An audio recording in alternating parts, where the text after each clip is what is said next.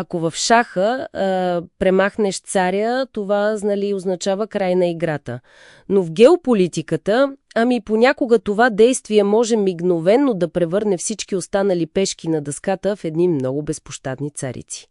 И днес, 5 април 2026 година, в този наш нов дипдайв сме изправени точно пред този феномен. Абсолютно. Идеята ни днес е да разчепкаме фактите зад операция Epic Fury и тези политически ултиматуми, които изтичат буквално след часове. И само да отбележа в началото, гледаме източниците абсолютно безпристрастно. Няма леви, няма десни позиции. Просто се опитваме да разберем какво се случва. Да, и онова, което е очарователно тук, е разминаването в очакванията. В смисъл, на 28 февруари, след въздушните удари и елиминирането на Али Хаменей, коалицията очакваше бърз колапс. Отрязват главата на змията и структурата просто ще спре да функционира. Оказа се обаче, че властовият апарат в Техеран е много по-адаптивен. Да, аз бях много изненадана от това. Тук метафората за хидрата пасва идеално. Отрязаха едната глава, но от тялото изникна нова, при това много по-милитаризирана. Точно така. Мождахът Хаменей пое контрола. Но какво всъщност означава това на практика?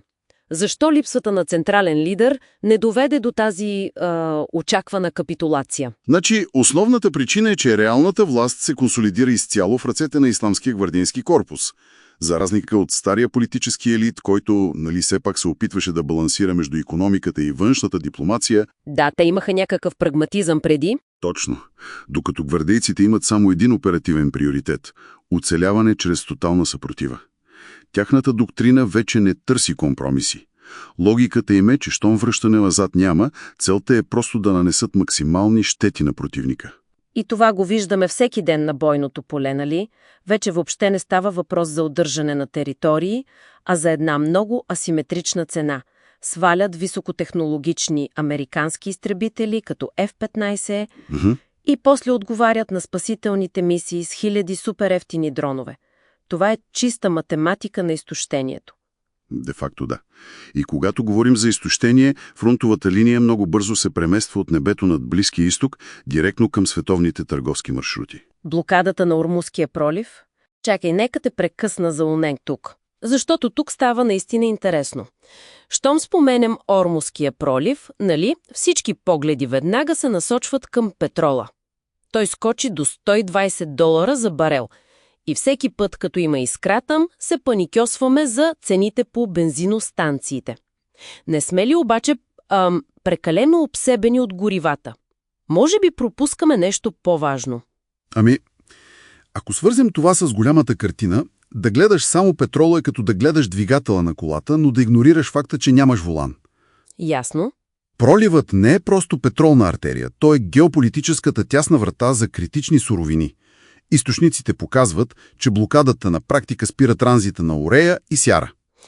Които са ключови за земеделските торове. Точно, това са основните химически компоненти. Тоест, блокирането на корабите там днес директно гарантира световен дефицит на храна до година. Леле. Има и още един скрит логистичен слой, за който почти не се говори. Хелия. Катар изнася огромни количества от този газ през същия този пролив. Чакай, хелий? Да, хелият е абсолютно незаменим компонент за охлаждането при производството на микрочипове. Уау, значи това удря директно технологиите. Де-факто, един локален военен конфликт вече реално спира поточните линии чак в Китай. И този глобален логистичен парализатор ни води направо до масата за преговори.